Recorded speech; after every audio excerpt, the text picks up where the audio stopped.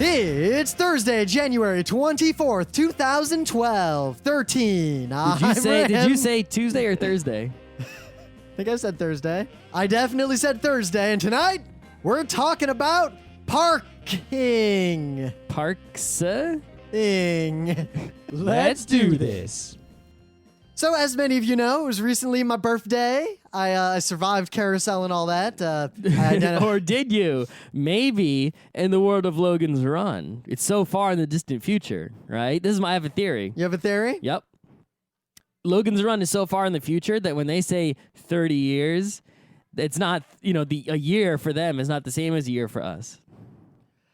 Okay. That has no relevance on whether or not I made it to 30.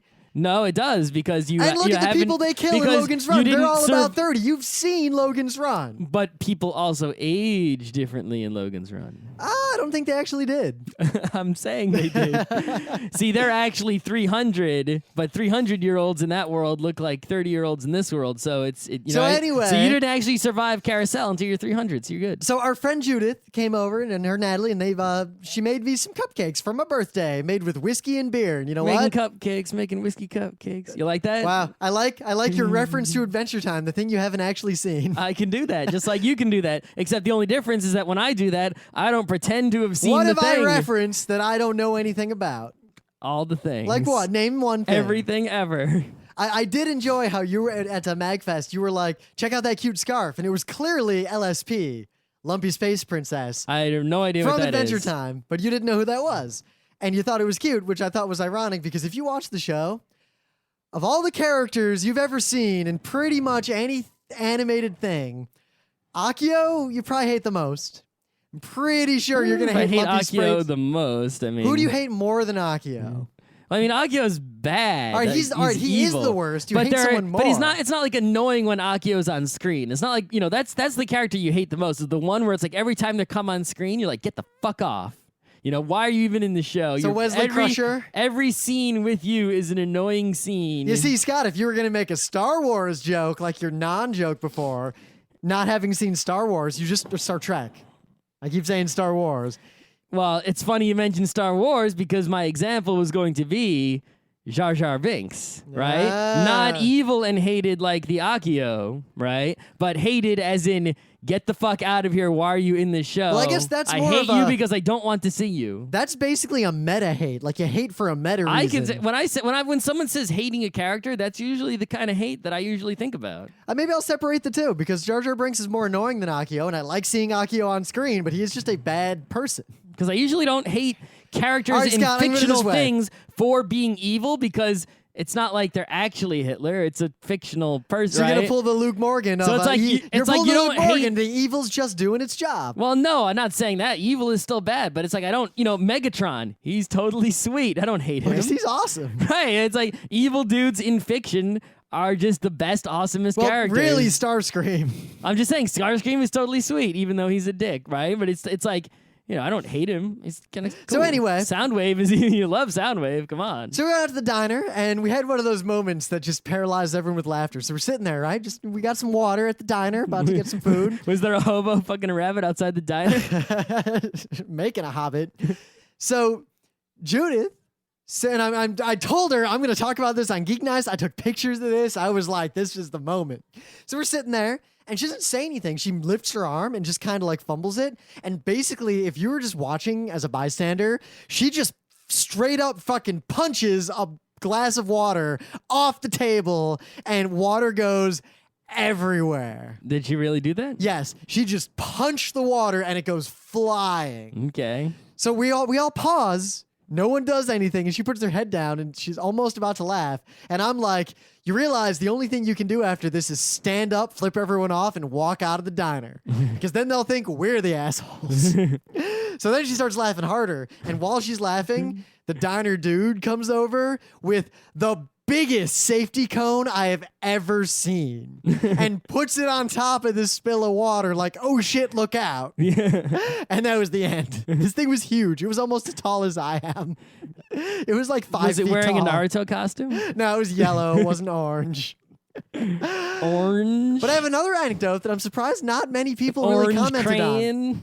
So I tweeted something. Well, has anything happened to you in the last day? Before I pull up my Twitter and read verbatim the tweet I tweeted recently. The only thing that's happened to me in the past day is number 1, woman, it's cold. It's cold. And number 2, your apartment smells real bad. Yeah, and well, I've had to spend time in its smelliness. It smells like wet plaster because a pipe exploded, but that's not my anecdote. That's an anecdote for another day. Mm-hmm. So yesterday I tweeted something that not many people responded to. Quote, me, an older gentleman just straight peed on my shoe.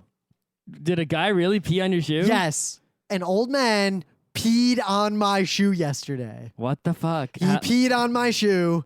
No words were exchanged. When did you tweet this that no one saw it? Because that's the kind of tweet that people would see and reply to. You'd think that. And I tweeted it at 12:56 p.m., which is right when the dude peed on me. Why were you doing in a place where someone could pee on you at 1 p.m.?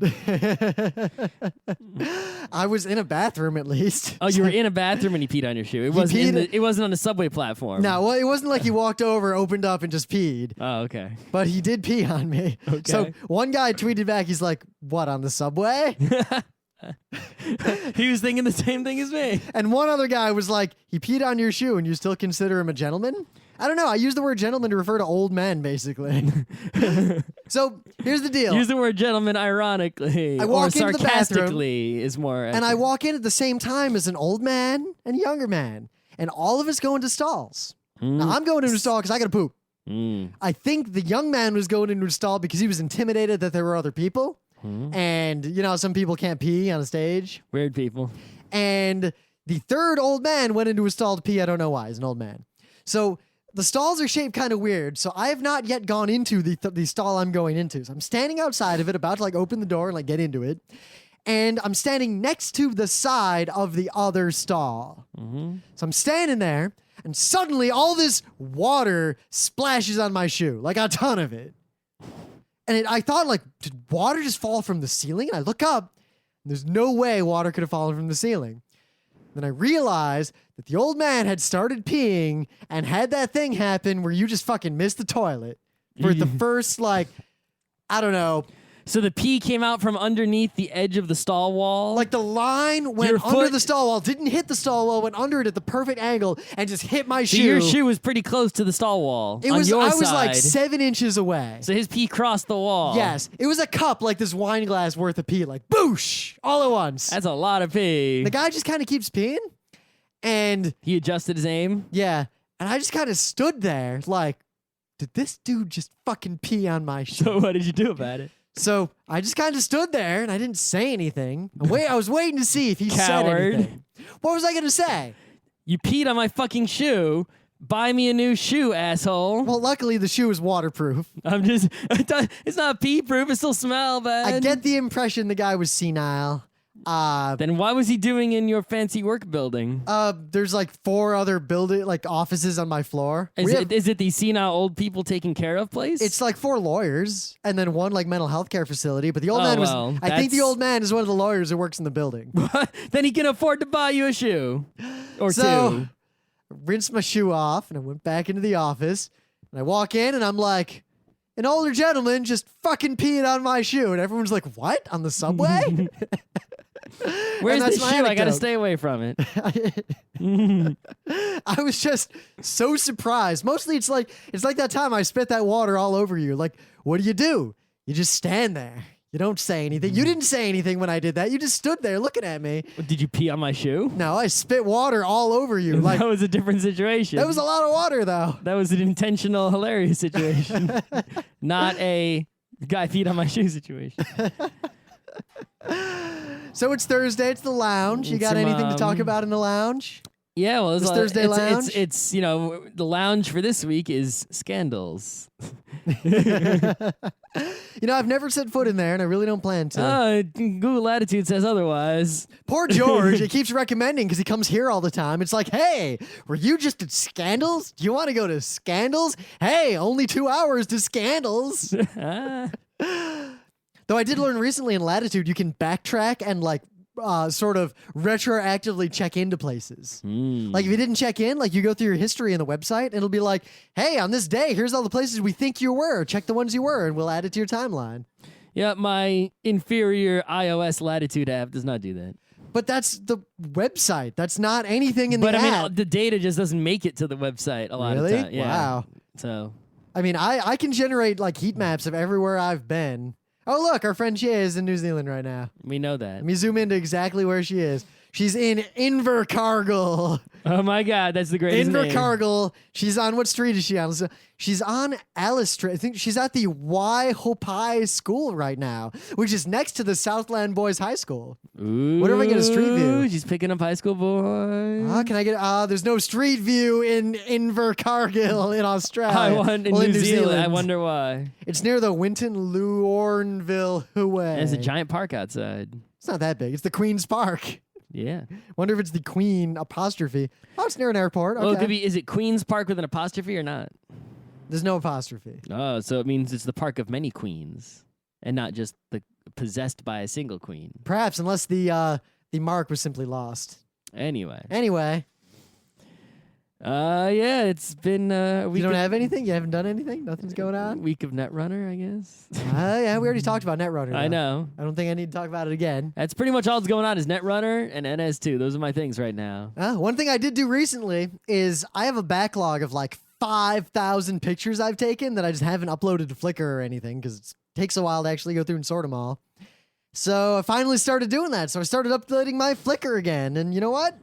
Flickr's getting better. Like they're adding little features and changing stuff. I uploaded all the stuff that I didn't over the past few months and during my sick day, and it's pretty much the same as it was. The only thing that really updated is the iOS app.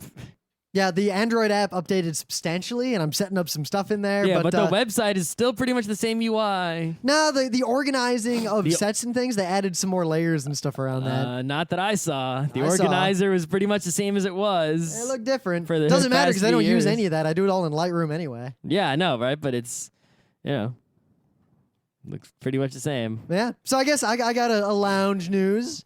I don't know where you all stand. I wanted to do a show on gun control, but Scott was like, I don't want to talk about it. Don't give a shit about this bullshit. And Scott suggested we do a show on poop, which I was down with, but then he refused to do it. That was a suggestion just to be for a argumentative purpose, not a legitimate suggestion. See, the problem with making the disingenuous suggestion proposition is that I am perfectly willing to go down that road. Yes, I don't actually go down that road. It's like if someone tries to be passive aggressive with me, someone's like, all right, I guess we can go to Applebee's. I'll be like, we're going to fucking Applebee's. See, I'll just set up that road, point it out as a, sort of Pajomkin's Village. Yeah, the problem is You're not actually going to go live there. Thing is, I know what Pajomkin's Village is. Right. Also, I think a poop show would be pretty funny, so I was totally willing to do it. A poop show is a Pajomkin's Village of a show, I wanted to do a show on taxes. We did one already. Yeah, in like 2007, and we only talked about tax taxes law in the US. changed that much? Yes.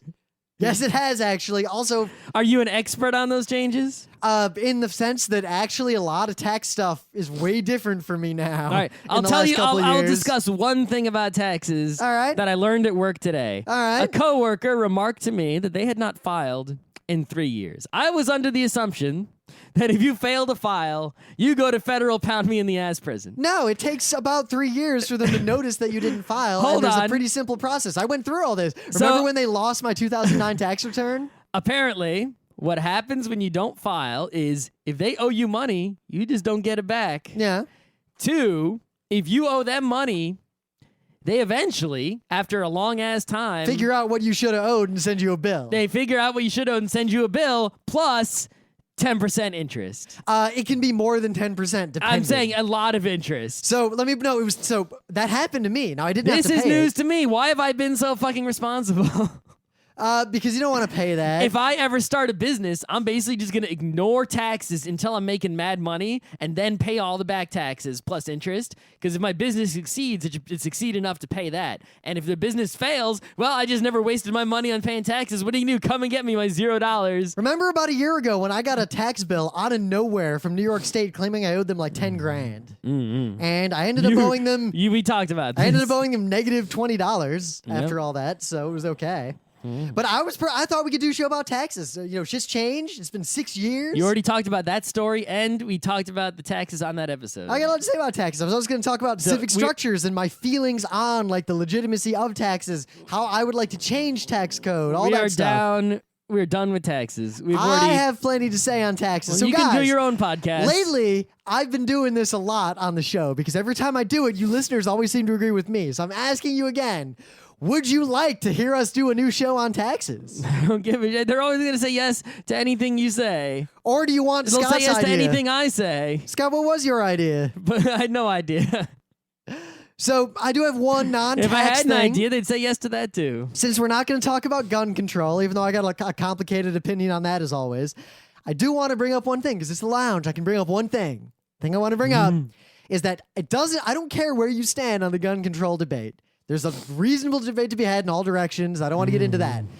But you wanted to have an episode on it. Yeah, I don't want to get into it right now. What were you going to talk about in that episode? I just don't want to get into it right now. But you can make intelligent arguments on many sides of the gun control debate.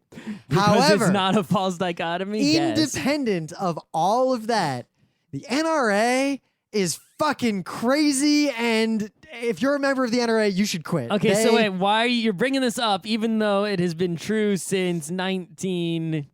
What year? No. The NRA was fine back then. It was never not crazy. No, actually, it's only in the last couple decades that the NRA has actually gotten kind of weird. This is not news, nor is it nor is it, All right, guys, tell us. Would you like to hear my opinions on gun control? Would you like us to talk about this? Would you like me to talk about X? Insert anything X. And the answer will always be yes, they want to hear it. Apparently, they don't want us to talk about the Great Gatsby. If they are, no, they do want to hear it. They just don't agree, right? If people are spending time out of their day to listen to this freaking show, they want to hear us say anything, no matter what it is. We could sit here and say the for 20. Someone is going to listen to it like Hypnotoad, and they'll be fooled at least once, and they'll like it.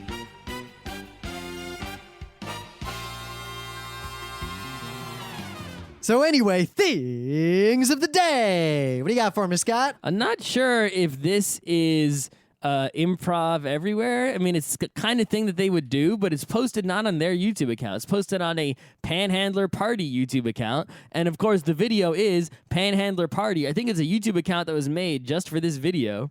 And what it is, the New York City subway, and a panhandler comes on, pretty typical. And then another one, and then another one. It's this comedy sketch where a whole bunch of panhandlers all get on the same subway car at the same time. If you're a New York person, you can appreciate this video a lot.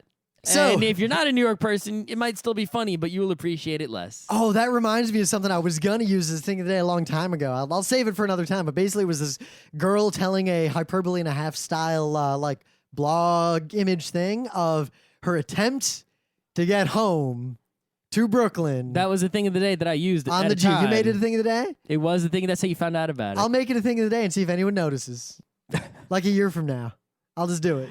Why do you keep reusing it? We might as well just take an old Geeknights episode, post it, and change just the beginning part. No, I want to redo old Geeknights episodes. No, I mean, we should just take an old episode, change the date at the beginning of the audio file, and repost that audio file. No, I want to do episodes again without listening to the old ones and see if we have different opinions now. You just want to avoid the only part of the show that is hard work, which is coming up with a show idea. I just think it would be fun. I'd love to listen to like myself talk about... You like to listen to yourself talk, you say. Talk about something and then talk about the same thing from like 7 or 8 years ago in my life. That'd be cool. I do not want to do this. I mean, I read remember those articles I used to write for Gracie's Dinnertime Theater? So I read those again, and it's interesting reading those from my 10-year later perspective. Uh-huh. So anyway, I have a related thematic thing of the day. Bill Cosby, funny man. I think his funniest routine ever is still to rustle my brother whom I slept with. I like the one where he says... And the Chicken Heart of New York City. My favorite one of his, I don't know what the name of it is, but it's the one where he's like... Tread water? No, parents don't want justice, you want quiet. Yeah. And it's like, because that is the number one thing when I was a kid, I'm a kid, I wanted justice. I saw justice. I was taught justice everywhere. People would teach you about the justice system and fairness, but then they wouldn't dispense it. And I'd be like, fuck you. So, relevant to this, Bill Cosby did a bit a long time ago, which is still relevant to this day, except it's no longer 15 cents. But the New York City subway is pretty special. There's a nut in every car. There's like multiple nuts in every car. Well, so last time Emily and I went skiing, like the previous time, not this most recent time, we get up, butt ass early in the morning to get on a subway to go to Times Square.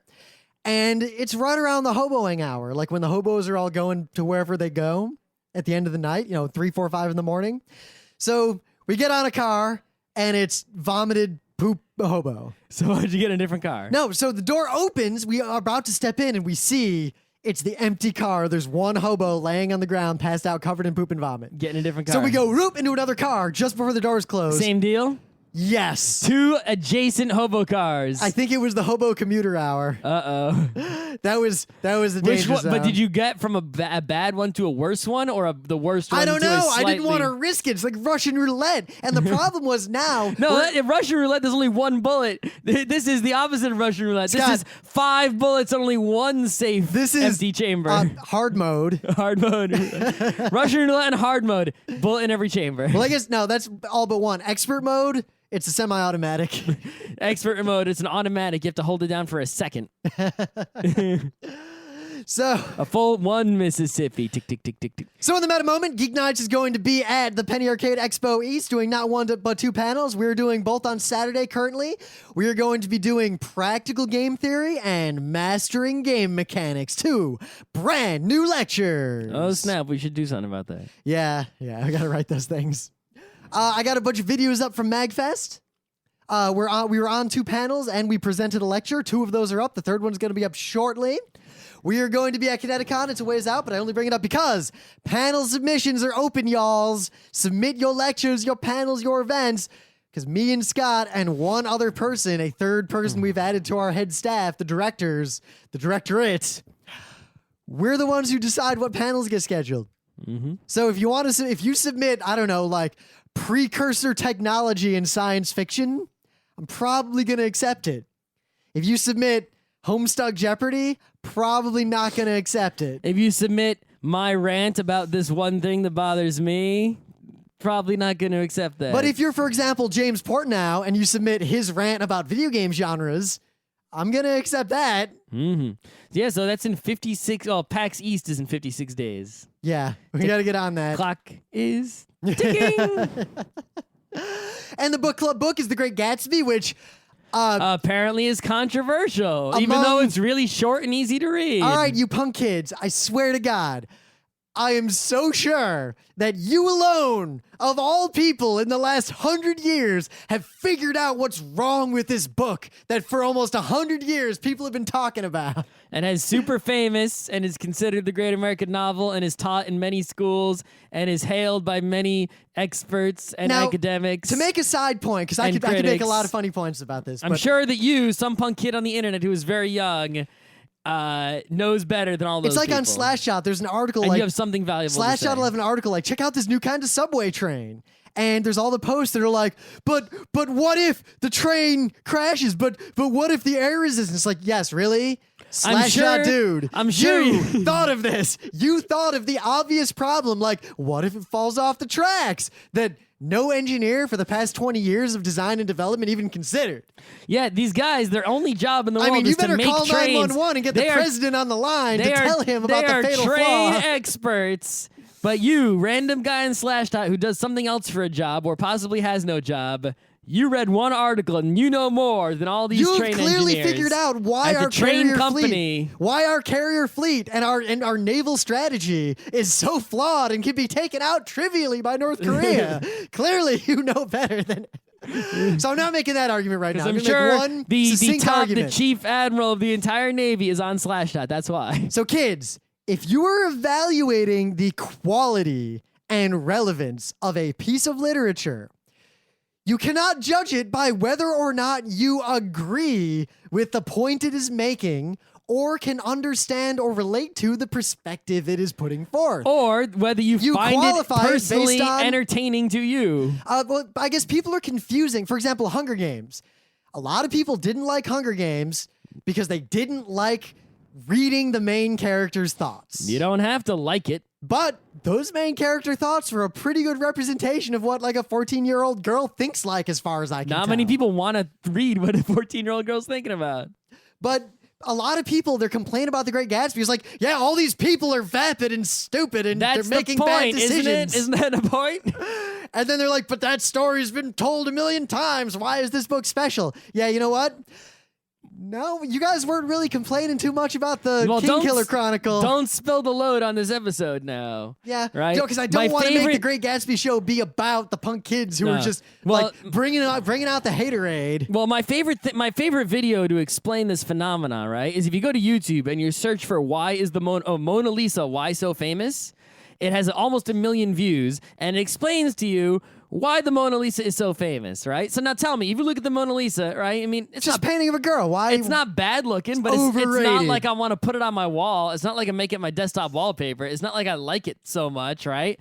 But I'm not going to go around saying it sucks. And if you watch this video, it explains to you why it's so fucking famous. So you can just apply this to every other classic work and every medium of art that you don't understand or like, and assume there are reasons along the lines of these same reasons that those things are so famous and hailed by academics, and you just are not educated enough to know them, or you just don't know them yet, and you need a YouTube video to explain them to you. So assume Great Gatsby has those things because you know it's a classic, you know it's super famous, therefore it must have things of this nature, making it so. And it does. Like I do with the anime kids. Like, yeah, you all say Evangelion is so overrated and so stupid. You don't and so have whatever. to like it, but it has things like this. But yeah, it's all right. Why great, so sure. Evangelion? Why so famous? Sure, it's super overrated. Let's say I agree with you.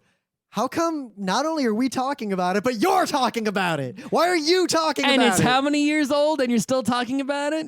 Yeah, Who's talking about Love Hina? Who's talking about Ikitosen? Right. Nobody. Futon. Gray Digital Target. Yeah. Nobody's talking about it. Maybe Daryl Surratt. Barely. I don't even think he talks of a Gray Digital Target. Yeah. So anyway, the book club book is The Great Gatsby. Read it or be a plebe. I think most of you didn't read it didn't like it. It's so short. Because you had to read it in high school. And I didn't have to read it in high school. This is the first time I ever read it. It took me like a couple hours. It's so short. Anyway. You can play the game now. I played the game a little bit. Yeah. It's okay game. Yeah. It's actually a pretty good platformer. Yeah. Anyway. So, this was Scott's idea for a show. It was not my idea. In the forum, I went to the show ideas thread, and I kept going back until I found an idea that was a Thursday idea. And so this is possibly the most succinct suggestion we've ever gotten. Someone had a post in there, and the post said one word, parks. Now, that could be taken as, like, public parks or playgrounds or, the word park means many things. Parking, parkour, right? So I figured we should have Park Week. We could do parks, parking, parkour. As Parker Brothers. Parking. Someone named Parkington that I don't know. Just go on Wikipedia. I guess we could talk about Cool Hand Luke. What does that have to do with parks? Why was he in jail? He was a thief. What'd he do? That's why he was Cool Hand Luke. No, sleight of hand. What did he do? You don't remember, do you? I just thought he stole because the beginning of the movie isn't bringing him into the jail, right? No. Yeah, the first scene I remember from the movie is like one of those behind the guy feet shots as he's walking and he's handcuffed and the guy's walking him over to the jail. The labor camp. It's not a jail.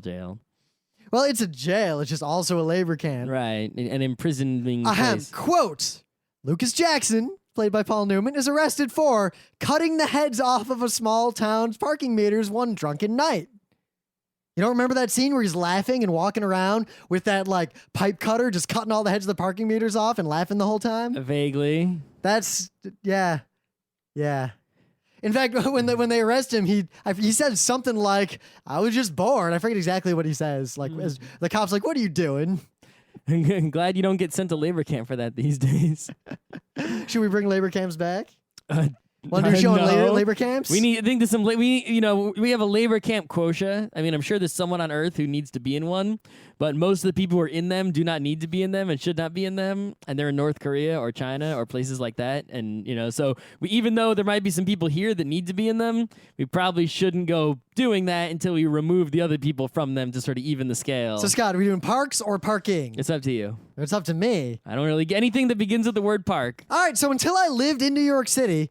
Fuck umbrellas. I thought umbrellas were stupid, never used one. What does this have why? to do with parking? Because I drove everywhere and I parked with the car in a parking lot, and I lived in the suburbs. So every place I would ever go had parking that was basically next to the entrance to whatever it was I was going See, to. even when I was in the suburbs and I drove everywhere, I would still often have to park in a parking lot that was relatively far from the entrance, such that an umbrella would give me a significant amount of dryness depending on the amount of rain that was coming down. But the reason I still thought umbrellas were stupid was that if it was raining enough to where I couldn't wait for it to stop raining and enough to where getting wet mattered, wouldn't fucking drive anywhere. That's also true. I wouldn't go to the mall if it was raining. There were often cases, though, where But in New York City now, I'm walking everywhere. You cannot avoid being outside no matter what. There were also often cases where I would drive to a place a significant distance on a schedule, and the weather I had no control over, and when I arrived,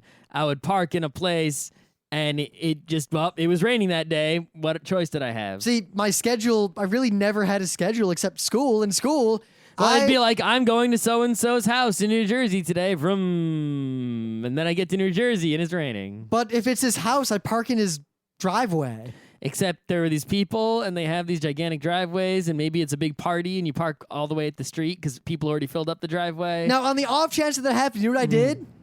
I had a coat because I'm going somewhere where I can hang my coat up. I had a lot of coats. And I just walk quickly to the door and don't get that wet. So I only needed an umbrella. My head still gets wet. In fact, I only owned an umbrella the day I no longer had a car and lived in New York City. And then I was like, oh, if it's raining, there is no way to avoid this.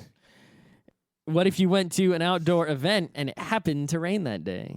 I'm going to walk around? For example, a music festival.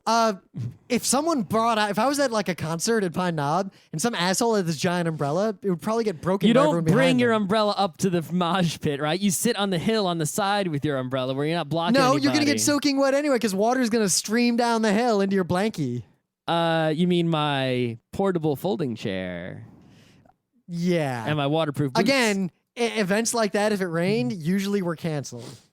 No, a lot of them keep going. No, they were mostly canceled. Look up Mudstock. Yeah, I would not. I would not be involved in that. I would just go home. It was too late. It was already set like a long time in advance. You show up. I also it's rain never or went shine. to big things like if I went to a concert. I'm not saying I like, went to these things either. I just came up with an example of where an umbrella could I'm be saying, useful. I'm saying those examples were irrelevant to my life. So what does that do with parking, parkour? Because I only needed an umbrella. Now we're only talking about parking. Okay. So I only needed an umbrella when I could have been parks. I guess I could have been a long. That could have been a red herring. So it's funny because yesterday I was talking about this. At RIT, I would drive to campus and park not that much closer, like surprisingly less closer to the building I was trying to get to. You could have just walked to school and it wouldn't have been that much further than. But it was further enough to where we would both drive anyway. Yeah. Why was that? Why did you drive? Because the shuttle bus sucked. So why did it suck? Because the schedule sucked and it dropped you off in a shitty place. Yeah, but it always dropped you off like by the SAU cafeteria. It's like, great, that's like a half-hour walk. Yeah. I mean, it was weird because especially when we lived in the dorms, like I wouldn't drive because it would take me 20 minutes to walk, if I even had a car, out to, what was that special lot for freshmen that was basically next to Colony? Fuck you lot? Yeah, because Ken had his car when we were freshmen, so he'd park out there. Whenever I'd go grocery shopping, I'd have to walk like 15 minutes to get to his car, and then we'd have to walk with our fucking groceries all the way back from that. It's awful. But no, I'd drive to campus and then walk probably 3/4 of a mile to get to the classroom I was going to. Yep. I was lucky if I could park illegally in when it was slot. warm, the 2 days it was warm, I biked to class. That was good. I never biked really because I didn't have my bike at RIT, but I would rollerblade to class. Well, I bought one at RIT, so that really... That was the bike that eventually exploded, right? Exploded, yeah. Yeah. Yep. I remember the ironic moment when I realized that one, I could get around most parking tickets at RIT by having a collection of old parking tickets that I could just kind of write over the current date on and just put them under my... Sometimes that works, and sometimes that's one of those high risk, high reward It maneuvers. never didn't work. There are times when it did. I read stories on the internet of it not working for people and them getting royally fucked because of it. The thing is, the alibi is I just never took the parking tickets off of my car. There's like 4 of them there. What do you want they from know me? they just mail you and they, No, the thing is, usually they just wouldn't put another ticket on your car. Usually. The other thing was funny, I remember, is that it was a $15 fine to park in a place that was not a parking space, but it was a $35 fine to park in a lot you're not allowed to park in. So I would park in the grass next to the lot that was closest to the school, because if I got a ticket, I basically paid $15 for priority parking. Yeah, but if the non-parking space spot you parked in was too egregious, they would just... If I'm just parked like in the middle of the quad. They would just tow your ass and impound you, so... I guess you have to park somewhere where they couldn't get a tow truck We were in. also lucky that we did not go to a school, I don't know if they do now, that employed the boot. A lot of places use the boot. However, I've seen many places online where the boot has been confounded by the angle cut grinder. I have also seen this, but I would not attempt it myself, but luckily I have never been booted. I have also never been booted. Nor would I get booted. I once got a parking ticket. I thought about getting a boot, like just buying one on eBay and just sticking it on someone's car and be like, ah. That'd be great. So someone did that to the subway doors. And then throw away the keys. In And just Queensboro like- Plaza. And then they would call, like, it would be in like some parking lots. They maybe of a Wegmans. They go to Wegmans and be like, how did I get booted? They call the local cops. How did I get booted? And he was like, You better get to put a fake parking ticket that goes to like some number that's just some random dude's cell phone number from like the Yellow Pages. no, your worst enemy. No, that might trace it back to you. Yeah, it's got the best crimes are the ones that have zero motivation. You have to do it in a parking lot with no security cameras, too. The security camera sees a nondescript dude wearing jeans and a t-shirt and a hat and sunglasses. Great. Get into a car with your license plate number and drive away after booting the Scott, car. you park in like the shopping center next door and you walk through those little tiny wooded areas to get back to your car after taking a roundabout route. They see a guy carrying a boot to this other parking lot. It's in a backpack. Scott, I guess I've put a lot more thought into elaborate pranks that might involve the police than you have. So who are you booting? I've never booted anyone, but I've conducted elaborate pranks in those regards. Let's buy a whole bunch of boots. I just boot every car like on a street. Just go somewhere where we like hate people parking in the city and just keep booting them. Except I don't really care. I'm cars in Manhattan are beneath my contempt. They are indeed. Though parking in Turkey was interesting. How is it different? Because we had a car. We fucking drove around Istanbul. You know what? It's mostly the same as driving in Jersey. The roads are kind of the same. Like they have we're driving down the main drag. So it's not like India. No, God, no. We're driving down the main drag in Istanbul, like north in like the Maslak area. And my coworker who was driving in this particular time turns to me and says, "This remind you of Route 9?" And I was like, "This is Route fucking 9." Right, so your coworker is how does that work? Are you allowed to drive in other countries? Every country has different rules. In Turkey, they just want to see an American driver's license. You're good to go. They don't need an international driver's license? There's no such thing. That's a scam. Oh, I didn't know that. If Okay. You don't need a said- super license? That's No. a real thing? In fact, international driver's licenses, as far as everyone I've ever talked to who travels a lot has told me, are complete bullshit. Any modern country will just take the driver's license from any other modern country and let you drive a car. Oh. They'll let you rent a I'm car. sure you can just go to the State Department website and they'll tell you, right? Yeah, actually, they will tell you. I wonder if you, what if the only driver's license I had, right? Let's say I lived in New York City. Yeah. And I chose to get the state ID instead of the driver's license, right? I don't think they let you drive with that. Obviously. But my occupation was F1 driver, and I had a FIA super license with which to drive F1 cars. So right? here's my But guess. I could not drive myself to the track, but once I got to the track, I was allowed to drive the F1 car. Here's my guess. Could I use the super license to drive cars on the regular road? Here's my guess. In any country where F1 is popular, they would let you do it and would probably hook you up with some cool bullshit. I just want to be able to have the cop pull me over and say license and registration and show F1 super Oh man, license. Captain Jack? Is that Captain Jack? Oh my God, Captain Jack! I don't think anyone remembers that. It's like, oh, you want to see my license? How about this? Super license. And would you like to see my black card, Zaizen Jotaro? How about my license to kill, James Bond? So one thing that bothers me about parking in general is that even at RIT, like every year they'd have that petition the campus. Like, what would you like us to change on campus? And everyone was always like, we need a parking garage. There's not enough parking on campus. There was enough parking. There was never a time when all the spots were full. There were, however, certain time periods when the nearest spot was literally more than a mile away from where you needed to be. The only spot that you were permitted to park in was far away from where you needed to be, and Well, the all the reason for spots that that- were close were given to people more important than you. Thing is, it wasn't more important. The way they prioritized was actually, it wasn't really even based on seniority because I was a senior, like my sophomore year. I still couldn't get the. I was a friggin- senior and I couldn't get it. I never got the fancy parking. Me either. And even when I wanted to pay for it, the waiting list was longer. They were like, yeah, you'll graduate before you get through the waiting list. Yep. And I was like, then why is there even a waiting list? How can anyone get on it? And they Mm-hmm. were like, well, some people go for it anyway. So anyway, they gave parking passes primarily to the commuter students. Yep. Well, because obviously they need it more for a legitimate reason. Yeah, yeah. But the thing is, some people were commuter students, which meant they just had an off-campus house instead of an apartment. They could have lived right next to the on-campus apartment in a house. Oh, like those That three was weird on the- houses that were next to Colony that were was on rented the out by same people? exact road. They could have lived across the street from RIT, literally, but they counted as a commuter student because they didn't live in on-campus housing. Meanwhile, I live in Colony that's fucking like on the other, like it's barely on campus. It's like in the middle of this marsh all by itself. Well, they also gave all the parking passes to faculty and staff. Those people just could park wherever the hell they wanted. Granted, for a while, what I did is I took the RIT sticker off my car for a while because I didn't drive to campus that often. It was for like a couple months. And I parked in the visitor parking lot with no identification on my car whatsoever. So basically, a car. Don't you need to parked- get a visitor pass to do that from a building and then go stick it on your car?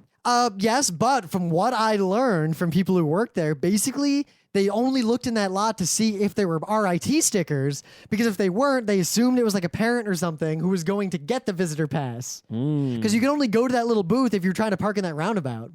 What was interesting is if you had an RIT sticker, they would not even let you drive into that roundabout. They would only let you drive in. I had the Anime Club Super Pass because I ran the club that let me go in there because I could load and unload. But It otherwise, didn't let you park, though. no, it wouldn't let me park. There were only like 4 parking spaces there anyway. I think like, what's his name? The president parked there. Whatever. Yeah, anyway. But everyone would always be like, yo, we need a parking garage.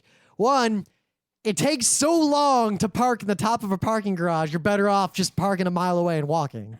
Well, unless the parking garage has an elevator that goes right into the building, like a convention center, a hotel, right? Yeah.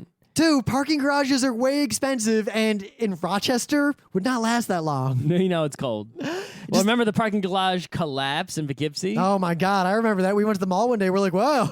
I've parked on that, I parked under that. and I knew it was shady when I parked on Every that. time we went there, we're like, man, this place is some shady shit right here. Yeah, eventually I'm glad I started parking out by the Target. I'm actually gladder. There was the one time we drove, every weekend we drive up the road to the mall just because that's what you do. And one day I was like, wait a minute, we don't need anything. And the arcade doesn't, like Initial D doesn't really work anymore. There's no more DDR machine. Why are we even, let's just go home. And then we just stopped. We never went up the road again We did, just not often. when we were forced to Yeah. by emergencies. Oh, we went to Dragon's Den sometimes. Yeah, but we even went there less and less because Moz fell apart. We did. Remember we used to run their website? Yep. Those are dark days. For all 5 minutes. Yeah. Okay. Oh my gosh. So, how was that alternate side parking when you had the car here? Yeah, I brought my car to New York City when I first, moved here. And I used the car to move here by making a bunch of trips. Yeah, and I borrowed that car the last time I drove it when I took it to the Otakon staff meeting. All right. Yeah. And then, I had it here just because I didn't know what to do with it. And I used it rarely, like once or twice a month. But there's alternate side parking in New York City, which means they like to sweep the streets to keep them clean, and the street sweeper comes through. So you have to move your car to the other side of the street. I learned something recently.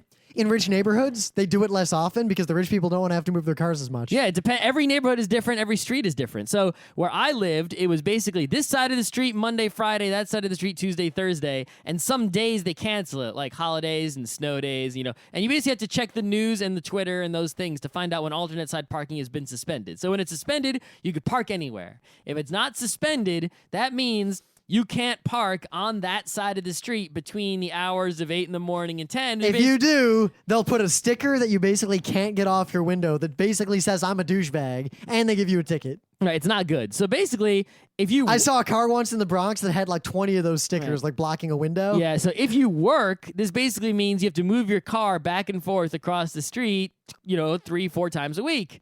So that's what I did for a month or two. So how'd that work out for you? It's really not fun at all. I know some places though, it's just like once a week at one time. So it's like just don't have your car on that side of the street on Thursday night, and that's pretty easy to do. It's less troublesome, but basically, I'm never gonna have a car in New York City unless all of the above, right? I have enough money to afford the car. Right? And have, where I don't even give a shit, right? Because if I'm trying to save money, I'll rent or zip car or who knows, right? Where I don't even give a shit about saving money.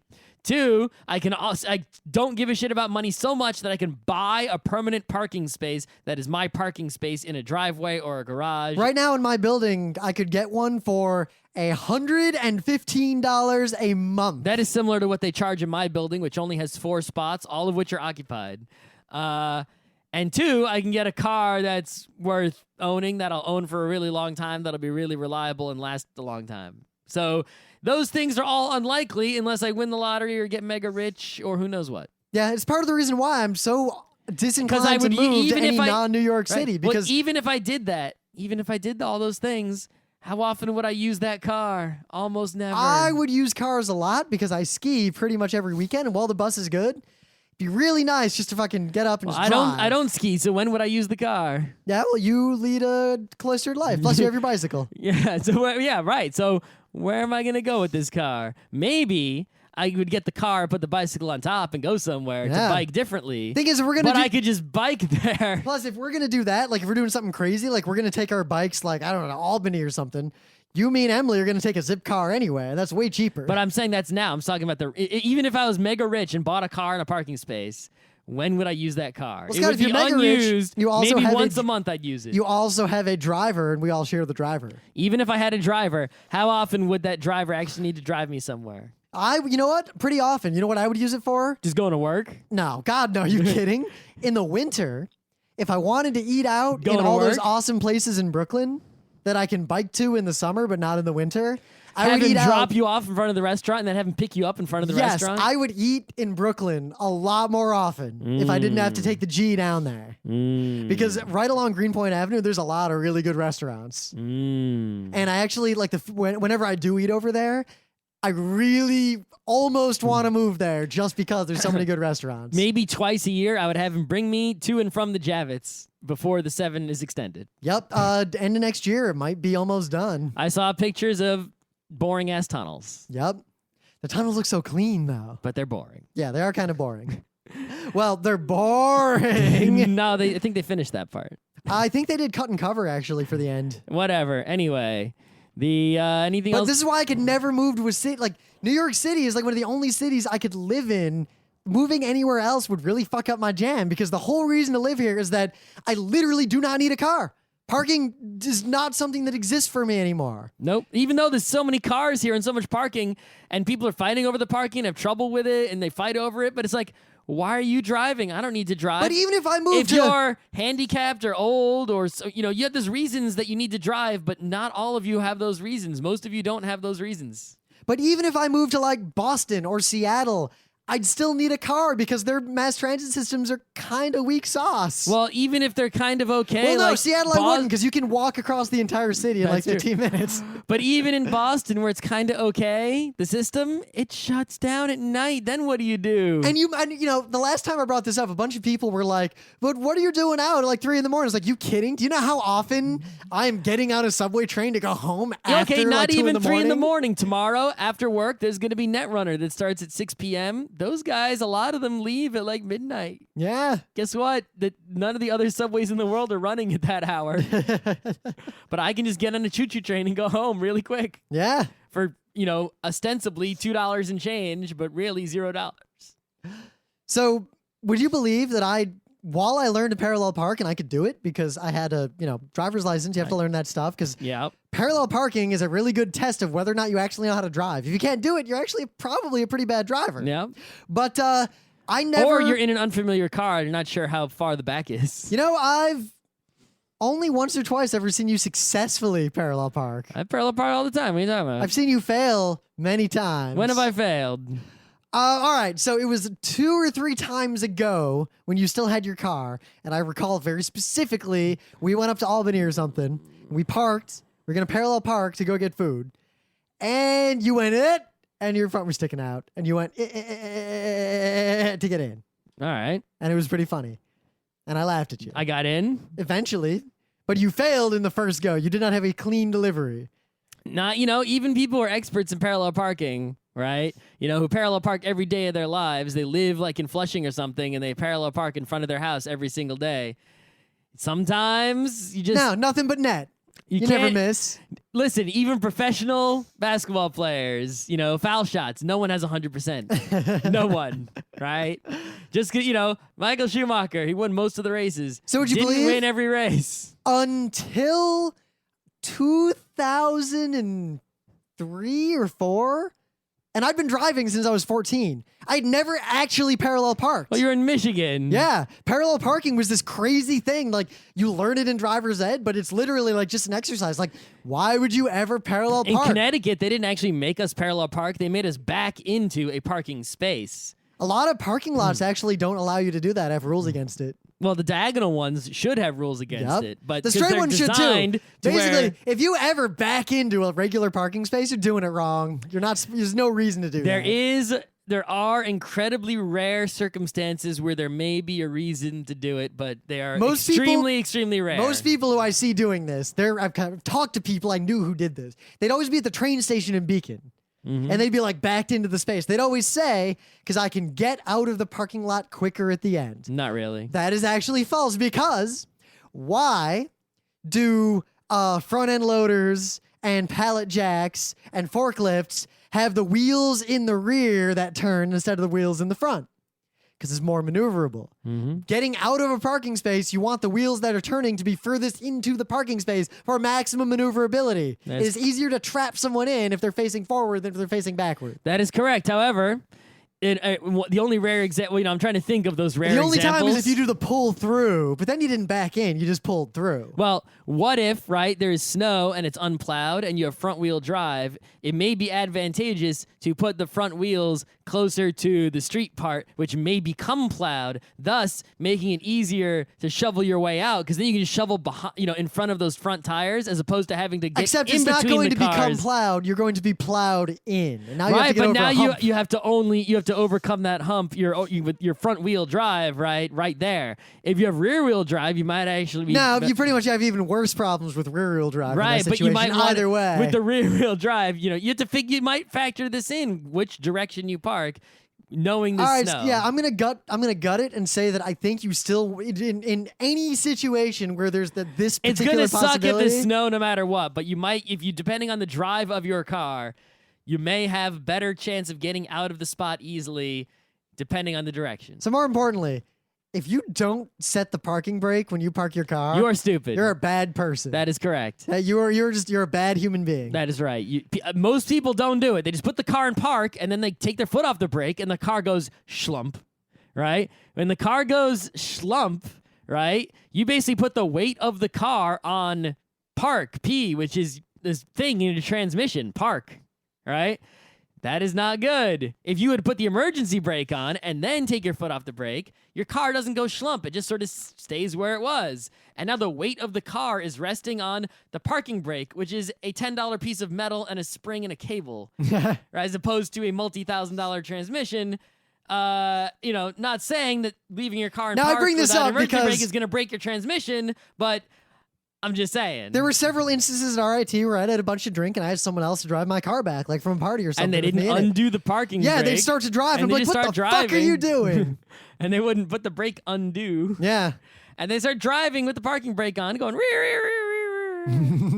And it's like, okay, you're destroying my $10 piece of plastic and also hurting my car. What's wrong with you? Actually, my car couldn't back out of the parking space with the brake fully pulled in. I had that Tempo could actually drive with the parking brake engaged. I know, because we left it engaged one time because it wasn't obvious. Yeah. I remember that. Old cars. So parking now. The last time I drove anywhere, other than Istanbul, you use that parking brake even if you're on a hill, even if you're not even on if a you're hill. on a hill. What? Even if you're on a hill, that's like if you're a soldier and you have a gun, you use it even if you're in a firefight. When you're on a hill, when you're not on a hill, when you're no matter what, when you stop the car, you have your foot on the regular brake. Yep. You put the car in park. Then you pull the parking or brake. neutral if it's a manual, right? You pull. Manuals are obsolete technology. Yeah. Except for race cars. You turn the car off, said it. right? And then you engage the parking/emergency brake, and then you take your foot off the regular brake, and then you get out of the car. And leaving from parking, you get in your car, you start the engine. You have your foot on the regular brake. You put your foot on the brake. Then you release the emergency brake. Then you take your car out of park. Yes. Into R or or whatever it is. It's probably R or Or It could be Could be the D with the O around it. The OD. odd, the cartouche. Yeah. Whatever it is, you put it into. Neutral, you're on a hill. You just want to roll down. So, I won't name a name, but I think the saddest anecdote, I'll end on this, is one time, me, Scott, and someone we know were in my car, my Sunfire. We were in Beacon, and we drove up to Fishkill across to eat at a restaurant. We parked the car, parallel park-wise, and I stop, and our friend opens, he's in the passenger seat, and Scott's in the back, and he opens the door and finds that his weight has brought the door down such that he cannot actually open the door, and the door becomes jammed in the grass. Mm-hmm. You remember that?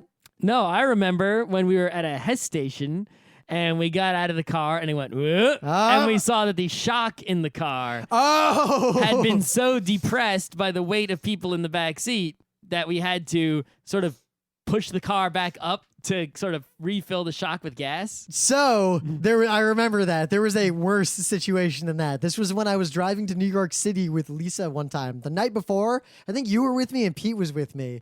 And no, I was with you, and I was like, my rear tire is kind of low. I should go put some air in it. You're like, no, pick Pete up first. Yeah.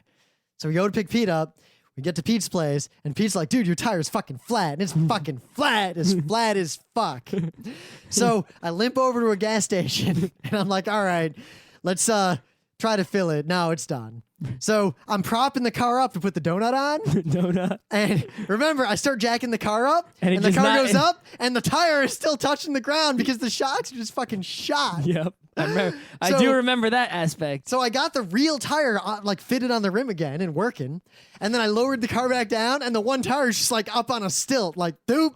So I had Pete like push it back down, and then I drove on that dubious piece of shit to New York City the next morning.